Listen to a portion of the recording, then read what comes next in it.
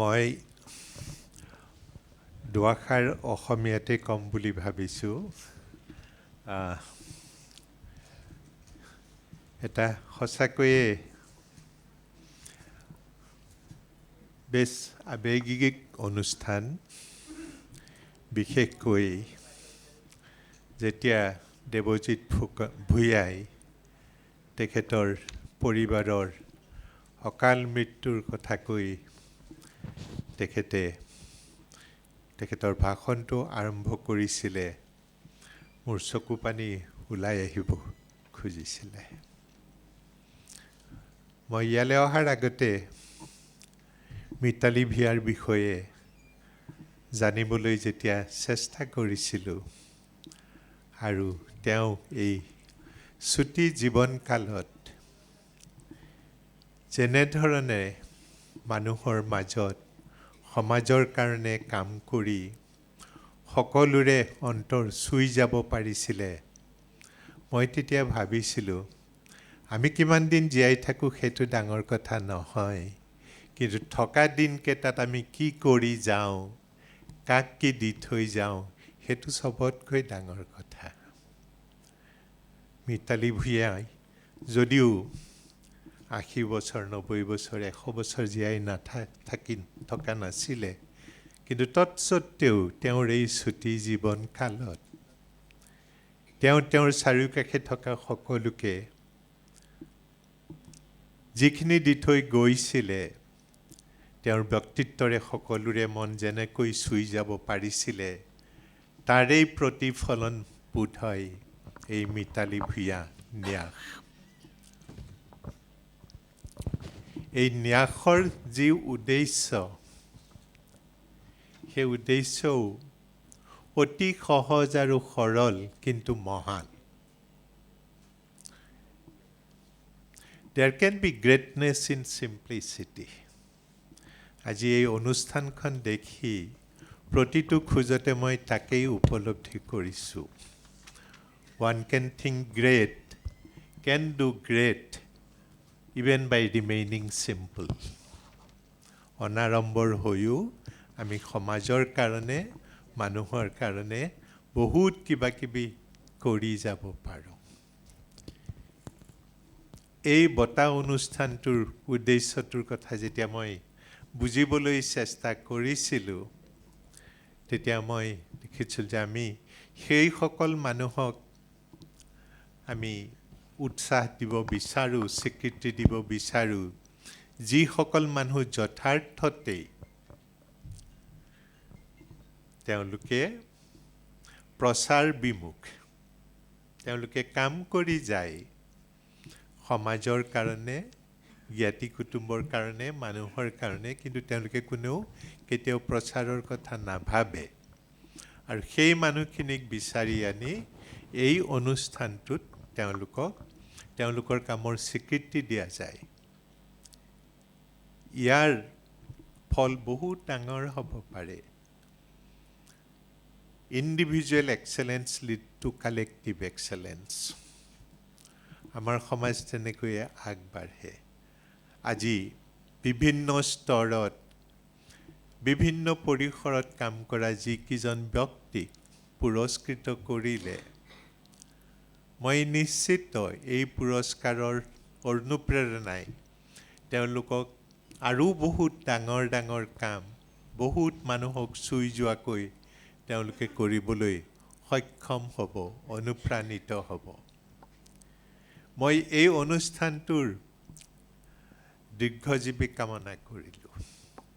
তেখেতসকল যাতে কৃতকাৰ্য হয়, তেখেতসকলৰ লক্ষ্যত যাতে উপনীত হ'ব পাৰে, তাৰ কাৰণে মই ভগৱানৰ ওচৰত প্ৰাৰ্থনা জনাইছোঁ। আৰু লগতে আজিৰ এই অনুষ্ঠানত মোক জীৱনজোৰা সাধনা বঁটাৰে উৎসাহিত কৰাৰ কাৰণে মই এই ন্যাসৰ মুখ্য কাৰ্যবাহক শ্ৰীযুত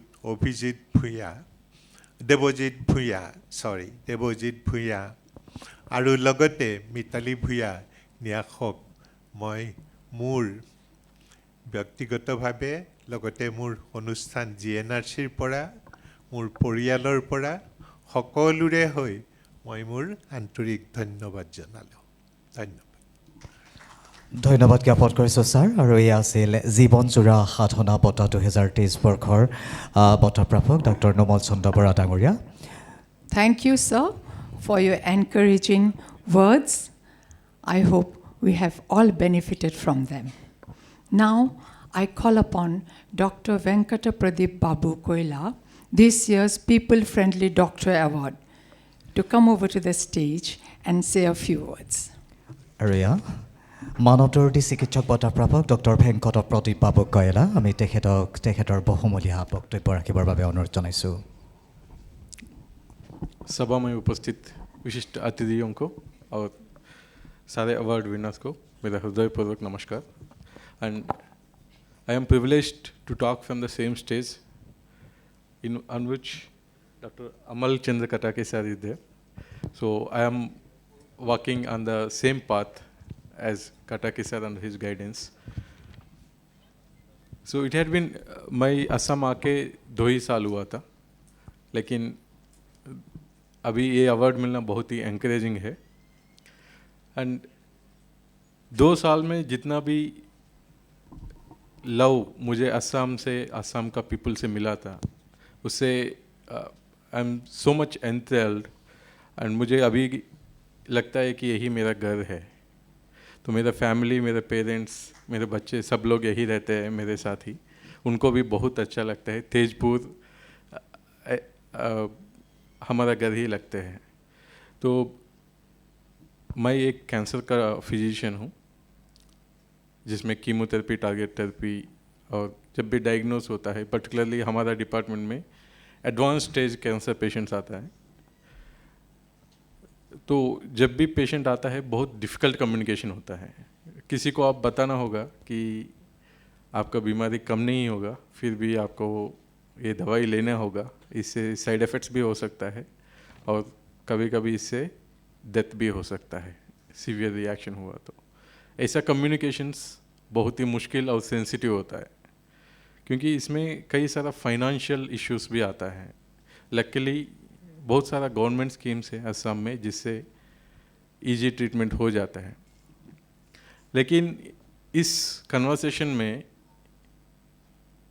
अच्छा बात करने के साथ साथ सच्चा बात करना भी बहुत इम्पोर्टेंट होता है। तभी जो भी पेशेंट को डायग्नोज होता है एडवांस स्टेज में, कई सारा पेशेंट्स होता है जिनको स्टेज नहीं पता होता है, लेकिन कीमोथेरेपी और कई सारा थेरेपीज चलता ही रहता है और उनको स्टेज भी नहीं पता होता है। जब पता चलता है और फिजिशियन एक अपना लिमिट पार करके उनको एक्सप्लेन करना होगा कि आपको हम ये थेरेपी दे रहे हैं, इससे इतना फ़ायदा हो सकता है, नहीं भी हो सकता है।